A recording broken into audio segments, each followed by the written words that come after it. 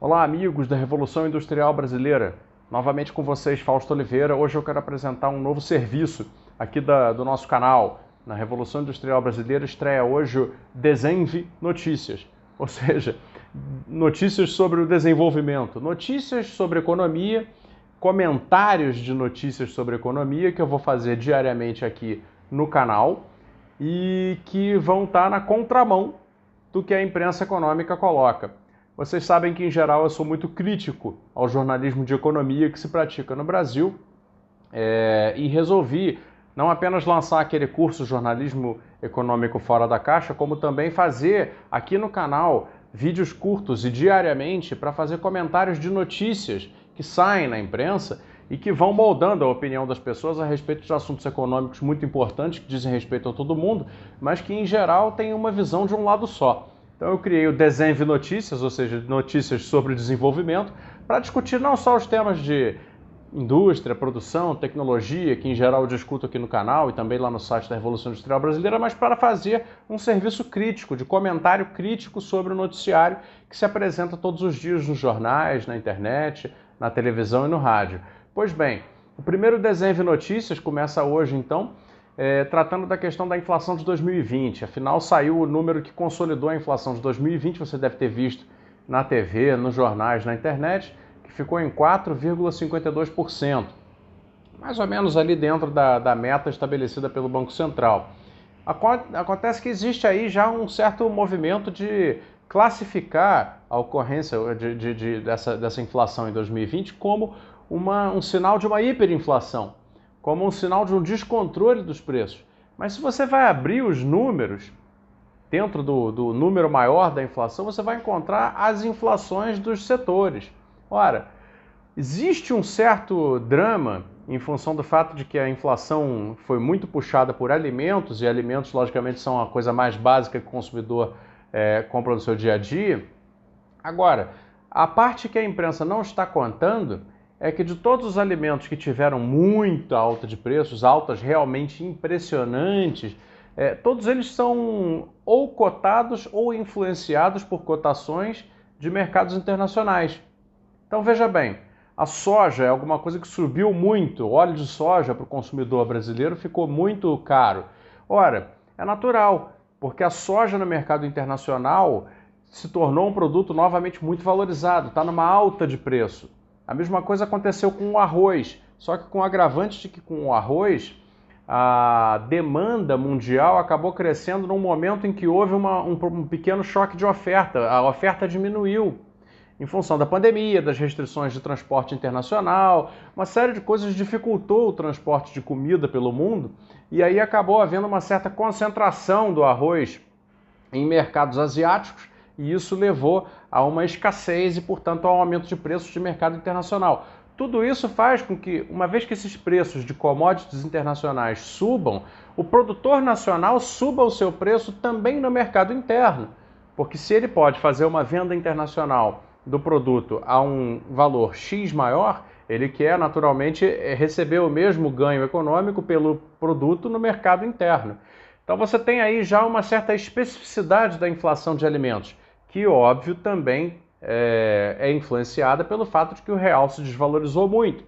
Então aí você tem algum problema já mais específico. Se você pega o número como um todo e vai olhar a parte dele que corresponde à inflação dos serviços, veja bem, por que serviços? Porque na economia brasileira tal como ela é hoje, no mundo ocidental pelo menos inteiro é assim, a imensa maioria do PIB, mais de 60% do PIB, ou seja, mais de 60% do volume de atividade econômica produzida, gerada e motivada dentro do Brasil, são serviços. São serviços de transporte, serviços urbanos, serviços desde os mais sofisticados até os mais básicos. Ora, e também entra aí todo o comércio das cidades. Ora, essa inflação hoje roda a níveis muito baixos, a cerca de 2%, muito abaixo inclusive da meta do Banco Central. Essa parte a imprensa econômica não está falando. Quando fala, fala muito tangencialmente. Qual o efeito de empacotar todo o processo esse chamado retorno inflacionário do Brasil num único prisma, a partir de um único ponto de vista?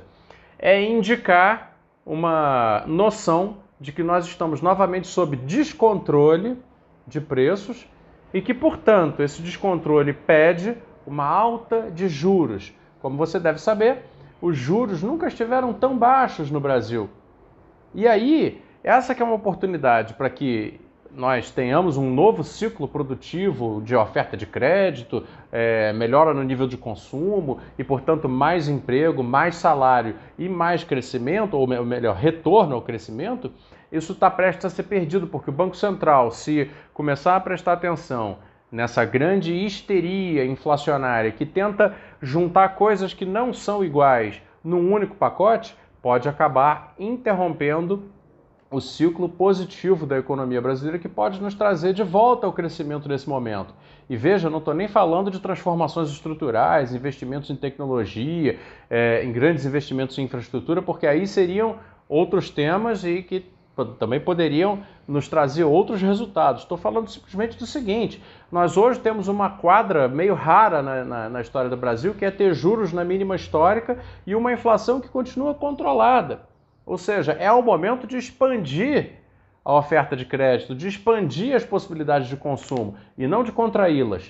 Acontece que, para defender aquele velho paradigma de que o controle do gasto público é sempre o único e principal fator fundamental para manter a estabilidade de preços, ou seja, o dogma fiscal, o dogma do superávit fiscal como único produtor de credibilidade, como único produtor de condições de estabilidade de preço, etc, etc., eles estão prestes a quase defender e compreender e fazer você compreender através da mídia econômica uma alta, uma reversão nos juros para uma tendência de alta. Se isso acontecer, as nossas pequenas possibilidades de recuperação da crise da pandemia vão acabar, vão se tornar um grande cenário onde mais recessão gera mais recessão, mais desemprego gera mais desemprego, mais informalidade gera mais informalidade. Ou seja, um círculo vicioso que é onde o Brasil está perigosamente entrando, já está dentro dele, e que nós precisamos começar, na verdade, a batalhar para sair dele.